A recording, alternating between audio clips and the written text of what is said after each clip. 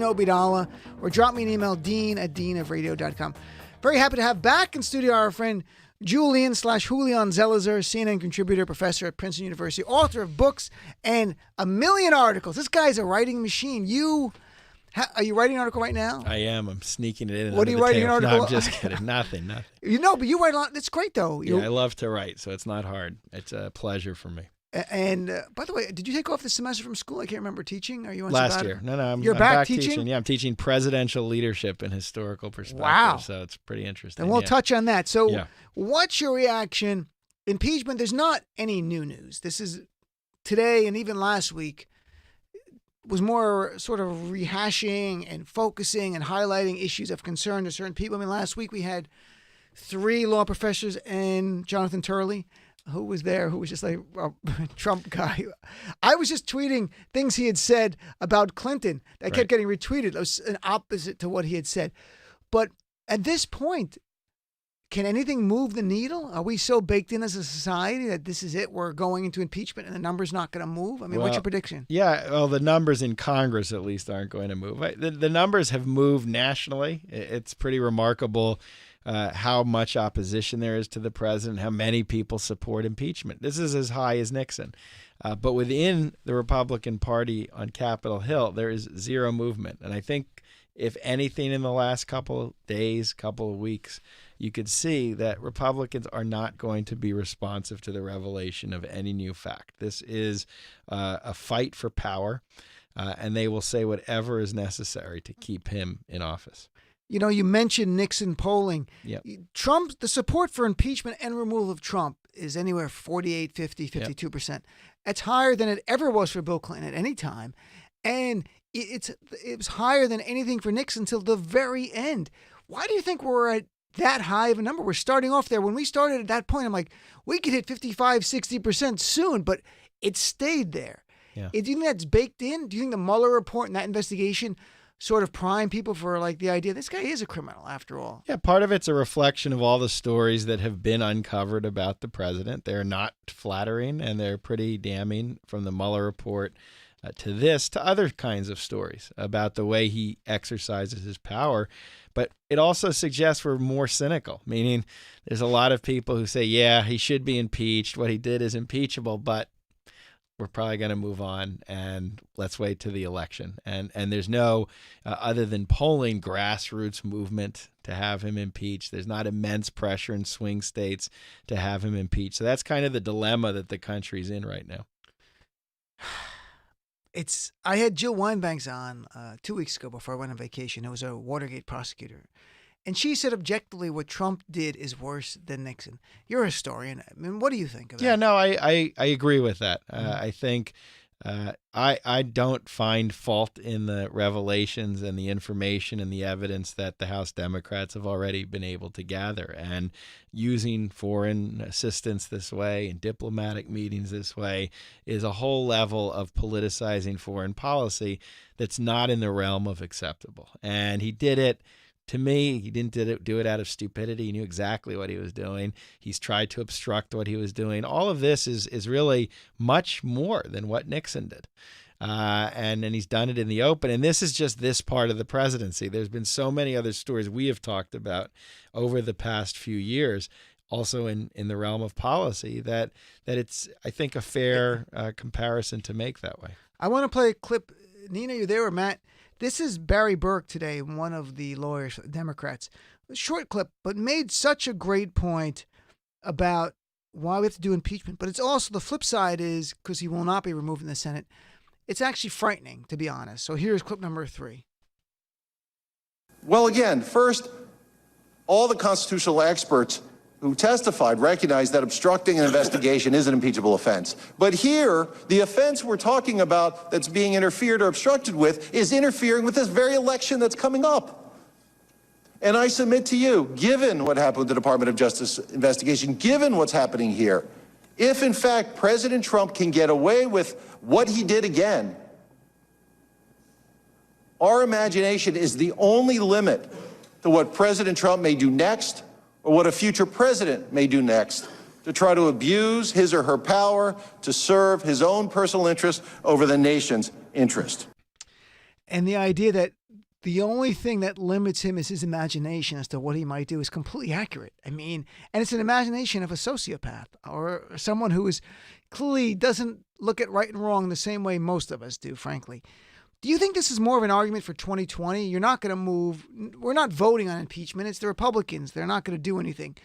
The idea, do you think it makes sense to appeal to voters in 2020? If you think what Trump's done is bad in the first term and he has to worry about re-election, just think how horrible he could do, what crimes and misconduct he might commit in the second term. Sure. That's the strongest argument that the Democrats have, and that's why it's important that impeachment happens. Not so much it's a great political tool. That's not the way to think about it. Right. But the House does go on record. The Democrats do go on record saying this is not permissible. This is impeachable. That's where our party stands, and force Republicans to say where they stand. And then that becomes an issue in the campaign.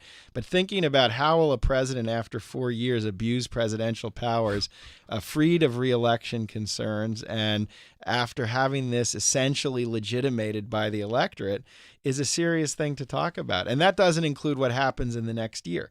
The Ukraine story is probably the tip of the iceberg about that's all we know about what's going on in the administration. And it suggests that the election is being corrupted as we speak. And that's a big problem for everyone who says wait until the election, because it's not really going to be the kind of election we're talking about. You know, it's there. When you look at it and you want the election to be full and free and fair, and Trump will do anything he can to stay in power. And if he were, God forbid, or whatever you believe in, wins re-election, and I don't believe he will, but just say somehow he does. You know, Saturday he was again joking about president for 12 years. And he's more and more joked about this. And Ruth Ben-Ghiat's been on the show and said that's not joking, that's priming. That's priming his base like an authoritarian to say, I want to stay in office longer. And I think about this. The 22nd Amendment is the thing that prevents you from staying in power longer. If all he had to do was say, I'm suspending the 22nd Amendment, have a DOJ that he does with Bill Barr going, yes, there's an exception in time of some kind of crisis we don't even know about. He controls the Supreme Court. I'm not trying to scare anyone. I'm trying to think this through. I could see where he tries to test that out, frankly. I could see him invoking Franklin Roosevelt and saying he was president for more than 2 terms, so why can't I be? And that's easy to imagine him making that step. It's easy to think of him using DOJ or trying to rally Republican support for extending this. He can't do it by force. I don't believe that. Right. But I do believe it's wrong to just kind of put this aside as a possibility. And I think you mapped out exactly how it would work. But right now the question is just 220. And I think the possibility of him very aggressively flexing presidential muscle to do whatever is necessary to destroy his opponent should be crystal clear to people, because that's what he was doing with Ukraine. The only other president to be impeached in his first term, we've not had many. We've had 2 presidents impeached. One was Bill Clinton, the other Andrew Johnson. Yep. That was the only one in the first term. And he'd become so toxic, he didn't even get his party's nomination. It's a unique circumstance. It's a whole different world than now. But he didn't even get his party's nomination after that, even though he survived in the Senate barely and was in power. I cannot see a situation where Republicans would dump him. But, you know, is there a way the Democrats, from just purely politics, looking at this as an historian, that they can make the argument about impeachment to help them in 2020, even because he'll be out there going, I got exonerated by the Senate. Is there any way Democrats can use impeachment politically? In what I'm suggesting, I just had Congressman Pocan on, and he's like, we're not going to do this.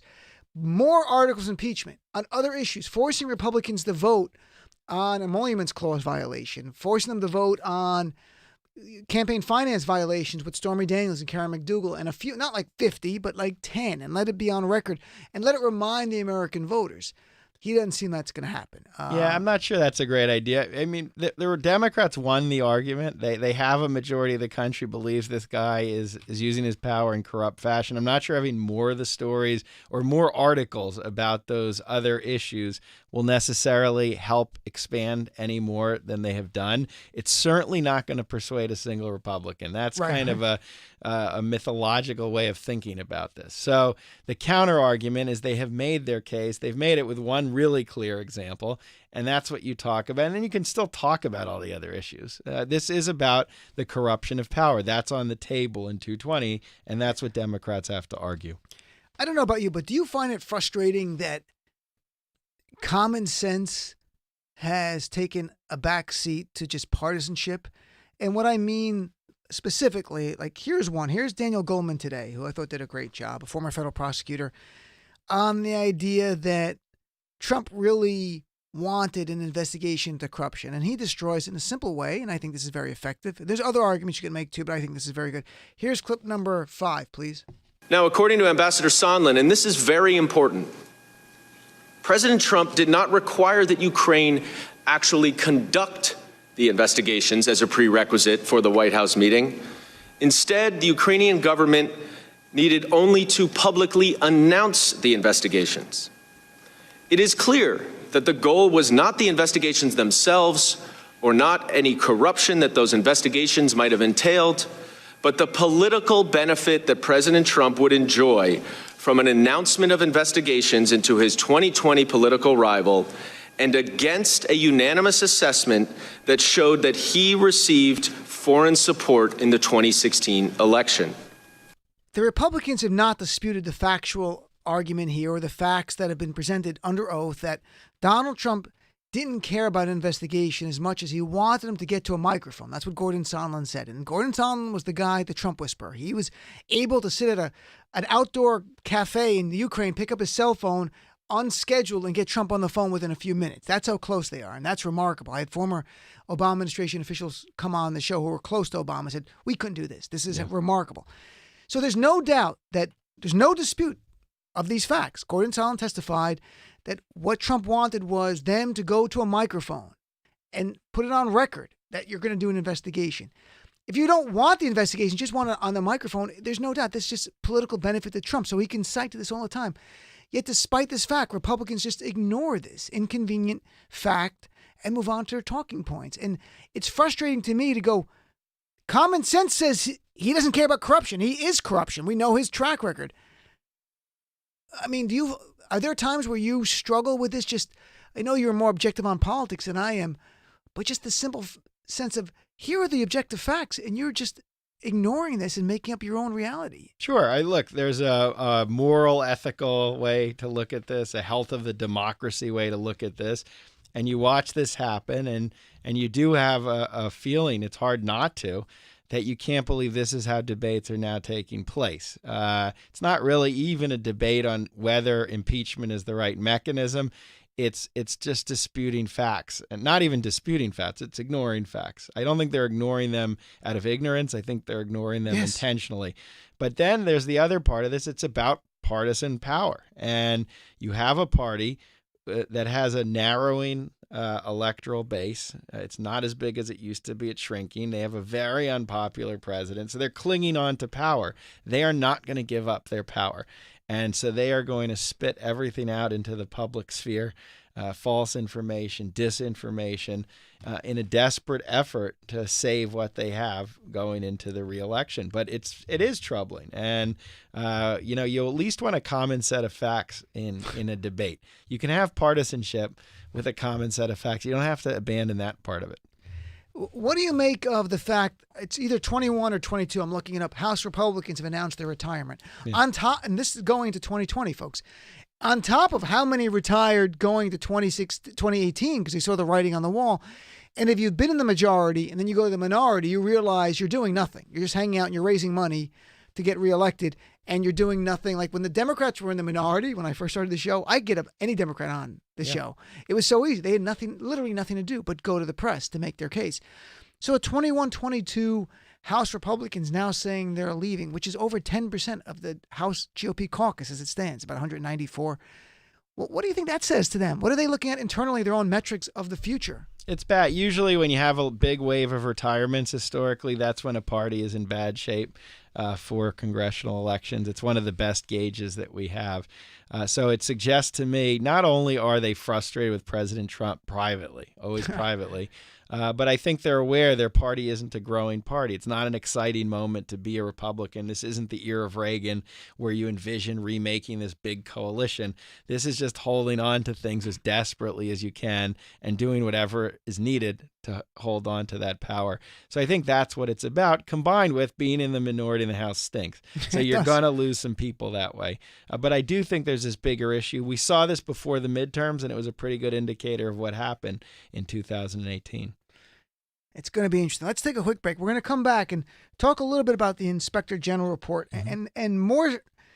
I went through the top line. We'll go through that again. But again, it's another example of Trump and Bill Barr now, and John Durham, but we don't have to get into John Durham, the U.S. attorney, literally ignoring the reality of what the top headlines are of this report and trying to create an alternative reality right in front of us, as if it doesn't matter, as if there's no respect for our intellect, our intelligence whatsoever, for our common sense.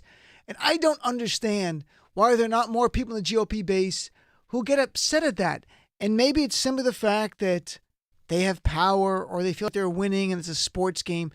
But this is not the Giants versus the Eagles, which is happening tonight. This is our country at stake. So let's take a break and come back with our friend Julian Zelizer right after this. Dean Obadala Show on Sirius XM Progress 127.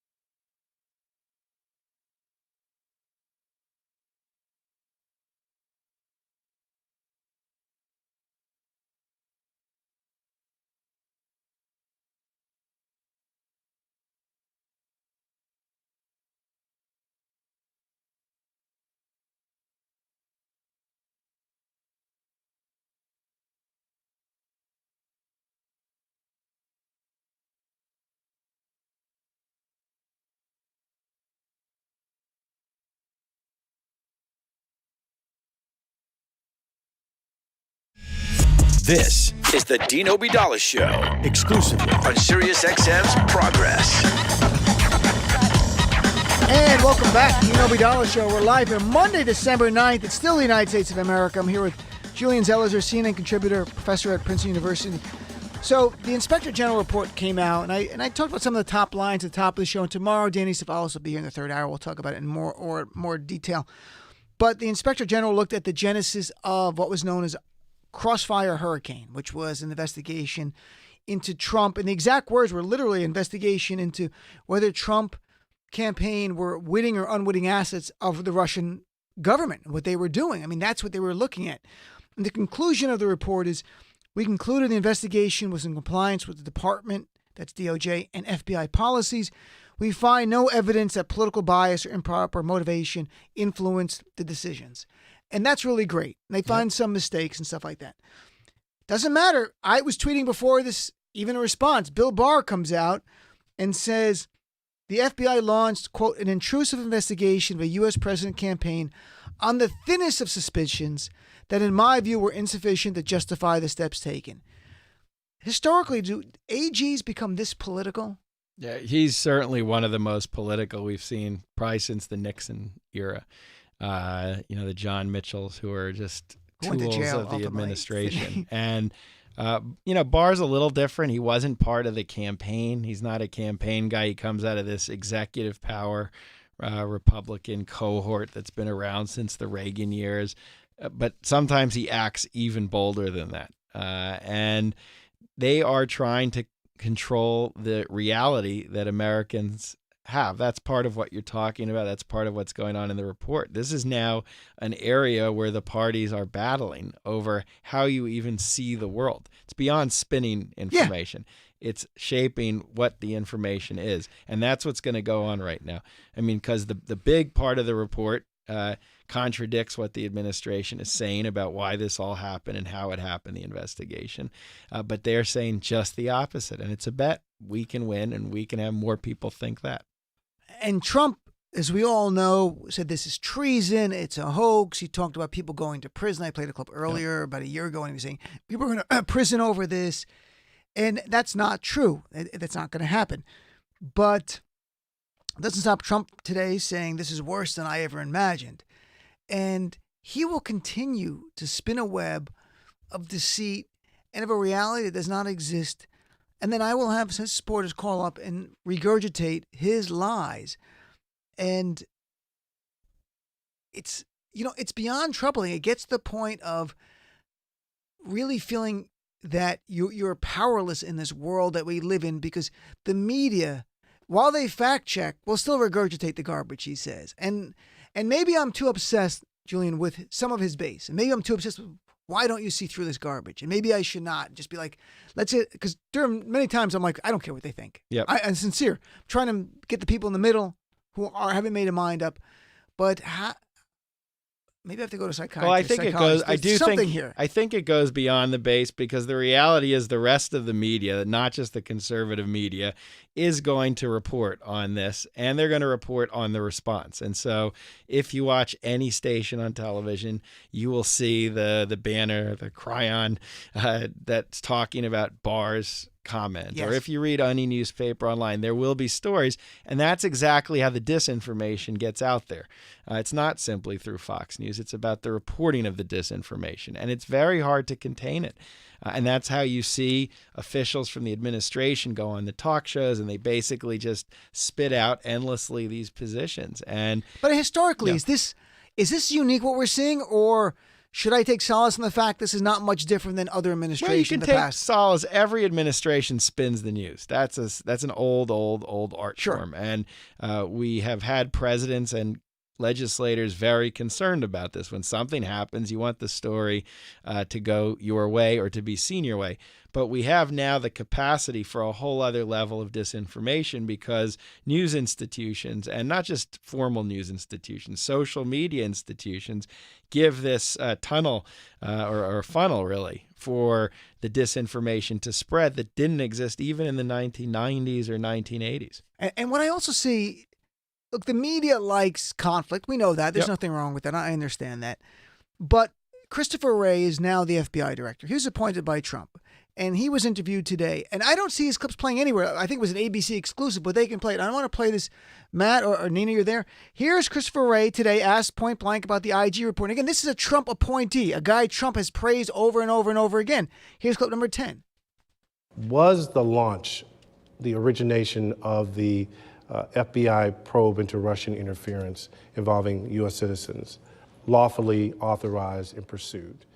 Well, I think it's important for the American people to know that when the FBI opens an investigation, it does so with proper predication, with proper authorization, based on the law and the facts and nothing else. I think it's important that the Inspector General found that in this particular instance, the investigation was opened with appropriate predication and authorization. And I think that's so important. And then he went on to play a little longer clip, because in this second clip, he talks about there's no political bias in this investigation. But he also touches on there's factual errors that were made, but he also frames it. And I wish these clips were playing more. This is a Trump appointee. This is his FBI director. Clip number 11, please. 3, that the Inspector General did not find political bias or improper motivations impacting the opening of the investigation or the decision to use certain investigative tools during the investigations. Including FISA. But that the Inspector General did find a number of instances where employees either failed to follow our policies, neglected to exercise appropriate diligence, or in some other way fell short of the standard of conduct and performance that we and that I, as director, expect of all of our employees. But again, I am ordering over 40 corrective actions to address all of those things in a way that's robust and serious. And we're determined to learn the lessons from this report. And look, this is measured. Maybe it's too calm for our world of media where you want people being loud or screaming or more vivid and using imagery or metaphors or whatever you want. But this is a Trump-appointed FBI director who Trump praises all the time, who is destroying what Bill Barr is saying. This guy works for Bill Barr. And what Trump is saying, essentially his boss.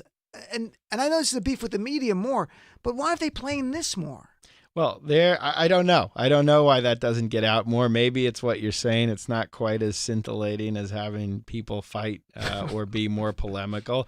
I'm not sure it would make much of a difference. It's the same kind of dynamic that you see when in the hearings for the impeachment, information is revealed. People wave their hands and say, why doesn't this change things? It doesn't change anything because people are getting their news through, preconceived lenses, and they're not going to change as a result of this. Part of it is, and this is something Trump's good at, he exploits institutions that are already distrusted. So it's a lot of distrust for the FBI, the CIA. This goes back decades.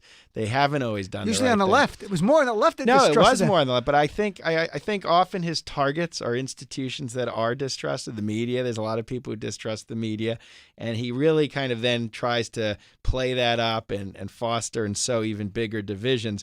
But that's another problem probably with the clip. But you're right. I mean, it would be good to have this sound realm of sound deliberation and these kinds of voices. But it's not going to happen, nor do I think it would really change how most people think. If there can do one thing, just one, I know there are many, and a stew of things you can change our politics. If you could change one thing that's really tangible, that would make our nation less hyper partisan in terms of the elected officials, would getting rid of partisan gerrymandering be that? That'd be at the top of my list. Certainly for the House of Representatives, that would be an important change. It's hard for me to see how that happens, and I know all the reforms that are out there. Certain states have ballot initiatives, so they're doing it there. Bipartisan commission, nonpartisan, but parties fiercely protect that right because that's ultimately their base of political control. But that would be really important, and obviously campaign finance reform I always put at the top of the list because the flow of money has a huge influence on how legislators think, and that's a way in which you can change some of the incentives. That's what you ultimately have to deal with. What are the incentives politicians have? So that brings us to 2020 Democrats, and we'll go through a bunch of things here. I want to touch with Julian Zelizer, but Mike Bloomberg talking about money. I just had Maya Rupert in, who's the campaign manager for Julian Castro, and I said, if only Julian was a billionaire. And we all laughed, but the truth is, if he had been a billionaire, things would be different. That's life. And I have nothing against people making money. I don't like, they kind of let them eat cake type of response of Bloomberg last week. I don't have the clips here. It was last week I was on vacation, and Bloomberg's like, well, why didn't they go out and make money? I made money. And I'm like, that's the worst response I've ever heard in my life. That's ridiculous. So I was smarter than everyone. I made, and there's, he was born into middle class. He wasn't born into wealth. Yeah. But even at middle class, you're born at least on first base, or at least between first and second base, let's say that way. And if you're born into poverty, regardless of your skin color, there's more challenges. Your skin color makes it even more difficult, your immigration status, but oblivious to that. But, I mean, what's your reaction? And I always say this, I'm transparent. I like Tom Steyer. He's a really good guy. Right. So I think there's good and bad billionaires. I have issues with Mike Bloomberg because I live in New York, and I was here when he had surveillance, not just stop and frisk, but surveillance of the Muslim community. That was horrific. And when you look at Bloomberg getting to the race and Steyer, Is it unfair if they can join a little late Steyer, just a teeny bit late, Bloomberg very late into the race, and because they're billionaires can catch up? Sure, it's unfair. This after Watergate, they tried to eliminate this possibility of people being able to spend as much as they want.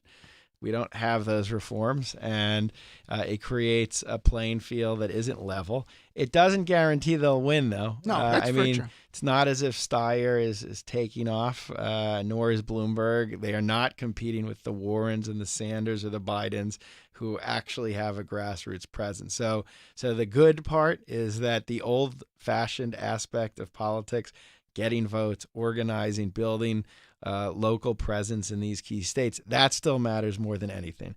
And you can't just buy it. But it obviously doesn't sit well to see billionaires just jump in, run a lot of ads, and all of a sudden they are candidates on the stage, where some pretty impressive people like Castor or Cory Booker are struggling to get that. What do you think it means for the Democratic Party, if anything, that this next debate likely, not definitely, will be all white people? And even if Andrew Yang or Tulsi Gabbard qualify, and either one might, they have to December 12th. They're the closest. Yeah. There'll be no one who's African-American, which is such the core base of this party in terms of demographics that turn out for this party. What do you think it means for the Democratic Party? Well, it doesn't change the fact that the party itself is just much more diverse and pluralistic than it was a few decades ago, and certainly than what Republicans are today. So that's still there. And their candidate pool outside of presidential politics is still much more diverse, and it's changed.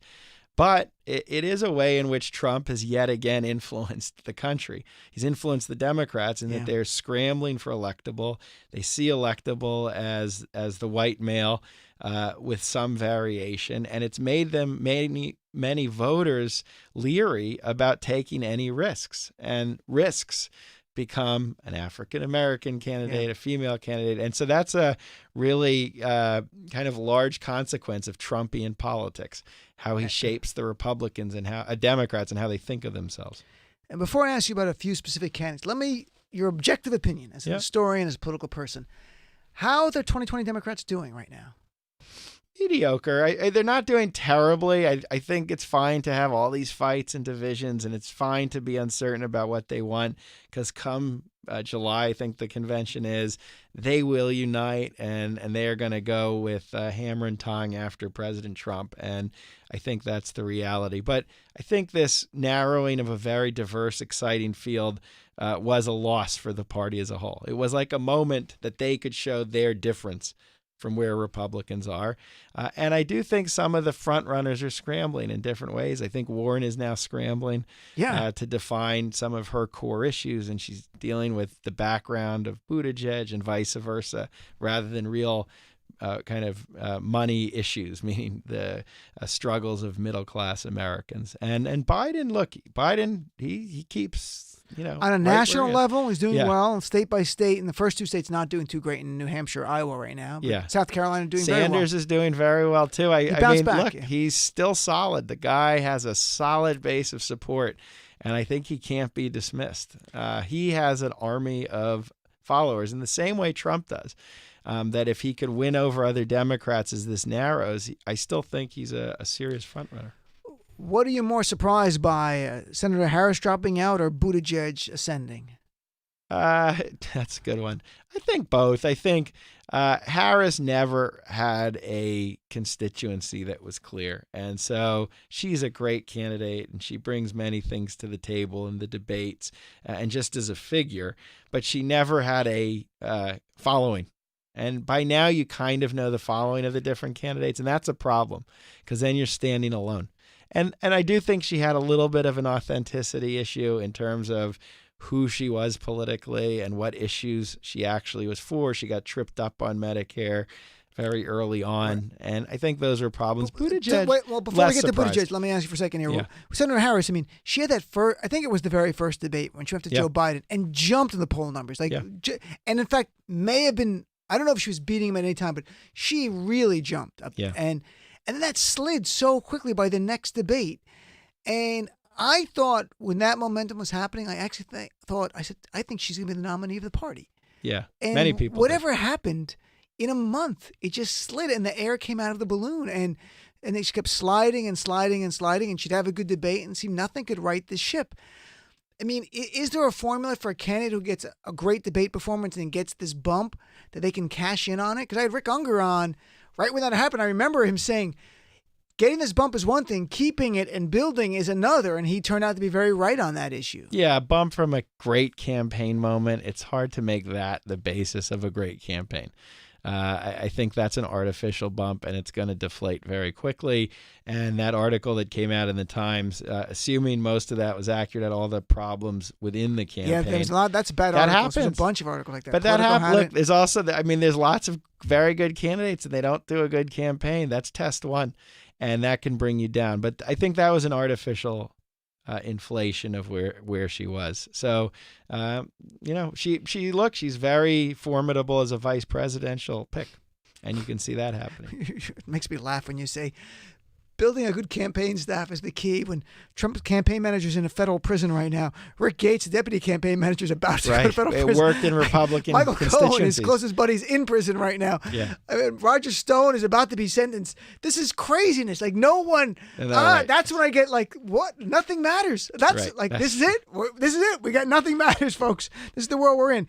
So Mayor Pete Buttigieg, who I think on some level has negatives in certain areas of certain people that are close to the negatives Tulsi Gabbard have. And I understand the Tulsi Gabbard negatives. I get that completely. Pete Buttigieg, if you tweet something, we were talking about this before, I said something slightly negative, and a lot of these Mayor Pete people descended on me. And I'm like, well, they're watching the internet. They have some people assigned to this. And I asked a few, and I said, honestly, are you being paid to defend Mayor Pete? And there's nothing wrong with that. And they're all like, no. I was hoping one would say yes. There's nothing wrong. You can hire people. There's nothing illegal about that. Right. Because the level of passion in defending him and lashing out at me and it was not even a big criticism. It was a slight criticism. I was like, this is not organic. It felt to me. Right, but it goes the opposite way. I tweeted something that was relatively innocuous, and I think I said, when his polls went up in Iowa, is he going to be like Carter in Iowa back in '76? It wasn't a political statement. Which was a good thing, because Carter wins. That's how Big he wins. surprise, right. And the anti-Buttigieg sentiment, at least in this realm, which we don't know how real it is intense. Just to make the comparison was demeaning to Carter, and this guy is a fake. So I think he elicits both of these feelings. Passion, which isn't obvious why, because his whole thing is he's kind of calm and deliberative and not particularly out there in terms of the political fight. But I think now that he is the front runner, at least in Iowa, he's starting to receive that kind of heat. And I don't know if he'll withstand it. Has Trump changed the game so much that a 37-year-old Mayor Pete, who's the mayor of the fourth biggest town in Indiana, could be a viable presidential candidate? Well, I think the politics had changed already. That's why Trump was able to do what he did. There was space for something that out of the box. And certainly now there's much more room because nothing is impossible. If Trump can win, and he can win with that campaign team, and he's a legitimate president, why not a very intelligent mayor, even from a small city? And so I think that argument is really kind of do you important. think Obama, on some level, the fact that he won, a man who was in his first term, just 2 years in the Senate, without legislative accomplishments as a senator, was able to be elected president, had changed the game fundamentally? The fact Carter won back in '76 was a little like that. Even though he had been governor, this is an era we have been living in since the '70s where the outsider is supreme. And we don't value great experience in Washington. We're not looking for that. Other than George H.W. Bush, we have consistently had people who have very little experience in national politics. And so this is an extreme version of that, Trump, and to some level, Mayor Pete would be as well. But it actually fits quite logically in the last, 4+ decades of politics. When you look at Joe Biden and compare it to other races for the Democratic nomination, is there any similarity of someone who he's leading with there is some passion. There are people who now call on and like Biden. I used to go on MS and go, no one calls and says they like Biden. Now there are people, and there's some people who passionately like him, and it's interesting. But not the passion of most of the other supporters, or at least people who animated to call a show. And I understand it's not a normal sampling of people, but he elicits a comfort level for many. He is seen as a safe candidate for many people, the best chance to beat Donald Trump. Yet New Hampshire and Iowa not doing really well now in some polls. I think he might be third or even fourth. I haven't looked at the polls. There's not been a new poll like in a week that I like. I can look at the methodology and go, I feel good about that poll. But where someone was like that and sort of like this middle thing and go on to not only get the nomination but to win for president. Well, he didn't win for president, but Bob Dole, he was a little like that in 96. Yeah. He was a senior Republican who a lot of Republicans felt good about. He didn't have the edge anymore that a lot of the younger Republicans did. He was not the Newt Gingrich. That's a terrible comparison of Bob Dole. No, I know. But I know what you're like, saying. Yeah. It's a terrible. And it was that feeling. It's correct, but it's terrible. And the whole campaign was like, let's restore the country. Let's go back to the old World War II era. And in the end, when he actually ran, it really fell flat. Against a Democrat who was beatable at that and Bill moment. Clinton at that time for sure. re-election, and he won. When I say terrible, I don't mean inaccurate. Yeah. I mean concerning is the word I should use. I think about that all the time. If you think about, because that's pretty good. Yeah, the idea of Bob Dole being the guy who he was a longtime senator. He'd been a VP choice for it Gerald Ford? Yep. So he doesn't win there. Becomes a nominee in the old way of the Republican Party, where you wait your turn and you get up and you become the nominee, and everyone unites, and Democrats have to fall in love. If we supported Biden, I think we're actually going more Republican, less the idea of need to fall in love. And without that passion, I don't know if you can beat Donald Trump. And remember, Clinton was a very polarizing figure in 96 already. Republicans really disliked him, not dissimilar to how many Democrats feel about Trump. I think this is more extreme, but it was there. Talk radio was going, this is essentially That's killer. And yet Dole could not capitalize on that. So there's lessons for Democrats to think about there. And that was a couple of years before Fox News. Was Fox News like 98? It's the year Fox News starts, 96. Oh, it does. 96. Yeah. So they were in their infancy then. They were in their infancy, nor were they quite as political as they were going to be within about 2 years. It's in 98 that they become Fox as we know it. Do you think, and then we'll take a quick break, the impeachment has hurt the mid-level or lesser candidates running for president on the Democratic side because the oxygen is just sucked up by everything is impeachment. And except for a few candidates now where they're putting a little bit more on. A little bit. I think the main problem they have is you have three very big front runners, Biden, Warren, and Sanders. And it's hard when you have three front runners for those mid-levels to get traction. And now you have Mayor Pete, who at least in one state, maybe two, is doing pretty well.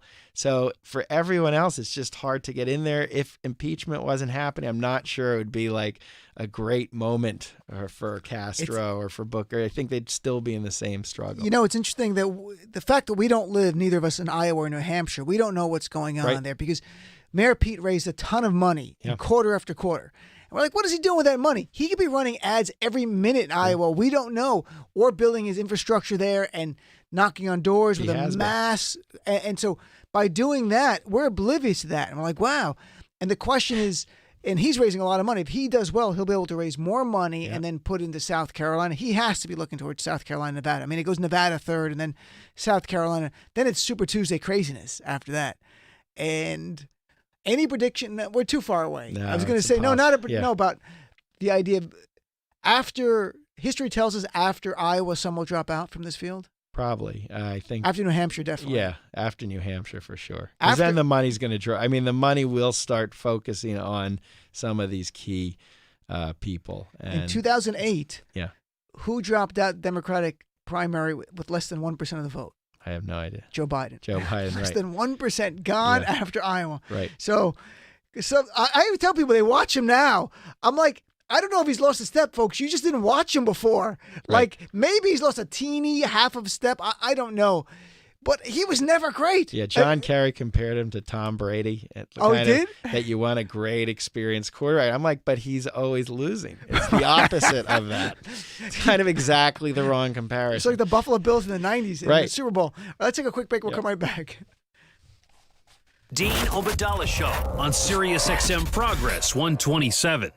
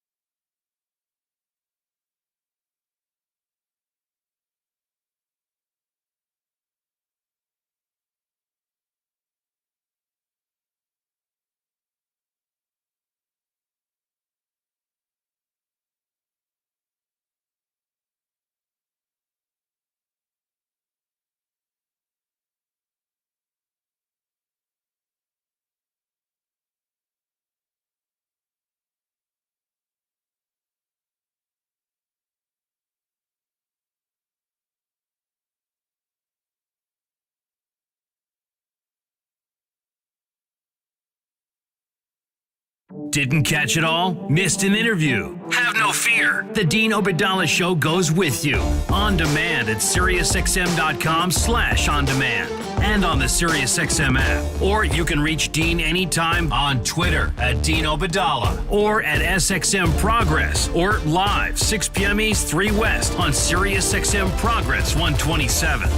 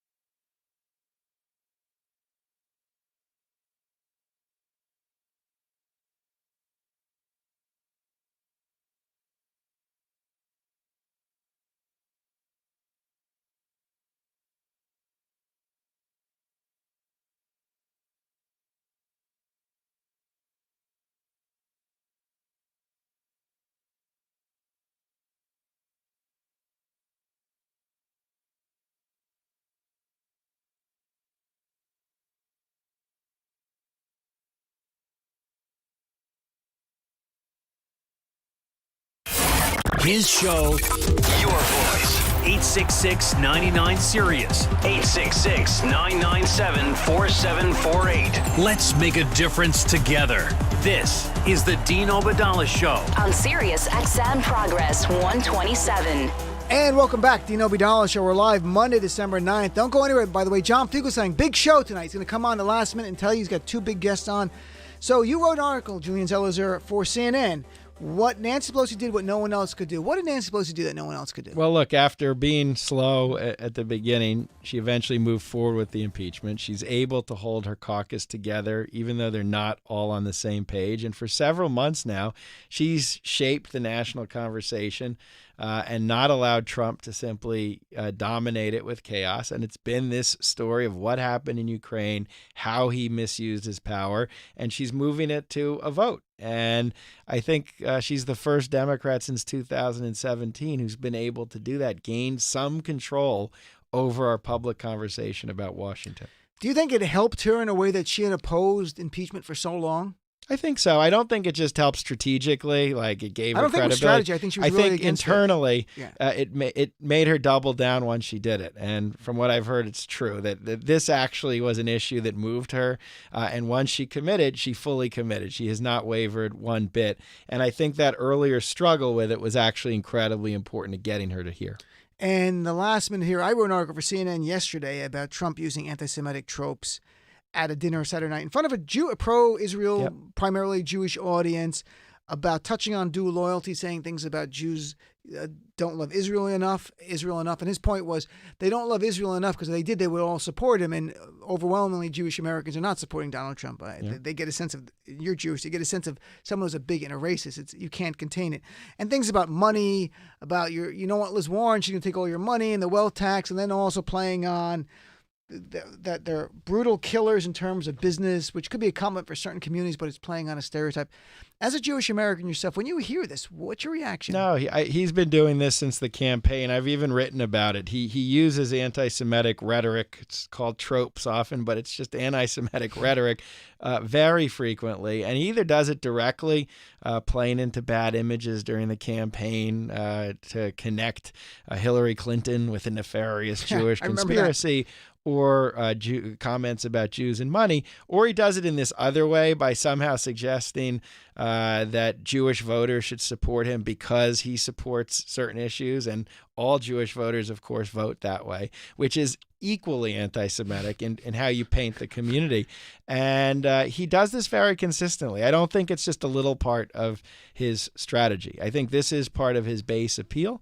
And unfortunately, I don't think he's often called out on it enough. But it's part of a broader conservative reactionary populism that is at the heart of Trumpian politics. I mean, clearly he's sharing his worldview because he's gotten massive pushback and outrage on these very issues touching on these themes before, and he doesn't care. Right. He doesn't care that Jewish groups, progressive and even AJC, which is moderate to right-leaning American Jewish Congress, came out last time on due loyalty going, this is ridiculous. What are you doing? And he doesn't seem to care. And this is the guy, and he'll keep doing what he does. And like you, I believe, and I wrote about this for CNN, and obviously I'm not Jewish, I'm Muslim, the idea that we have to call this out every single time, because if not, then as a society, we're saying this is a new normal. We're saying you can mainstream anti-Semitism, racism against African Americans, against Muslims, anti-Muslim bigotry, anti-LGBT hate, and all of it. It's all tied hand in hand, my friends, and we have to speak out every single time this comes up. No, absolutely. And there should not be any kind of partisan dispute over this, not in 2019. There should just be no room for this kind of antagonism toward any social group. Partisan debates have to start above that.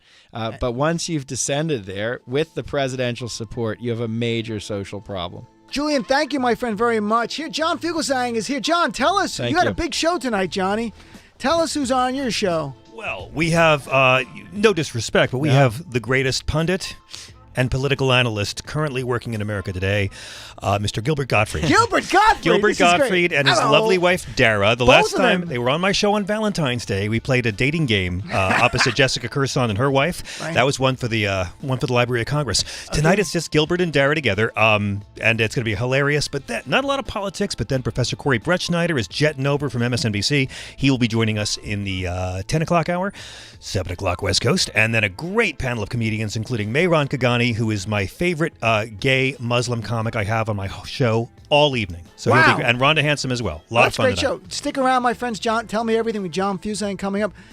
Julian, thank you very much, my friend, for spending the hour. Follow Julian Zelizer on Twitter. Follow me. I'm Needier, at Dino Bidala, Facebook.com/Dean of Radio. Thanks, Nina and Matt. My first day back from vacation. You two are great. I missed you too. Be back tomorrow night right here on the Dino Bidala Show.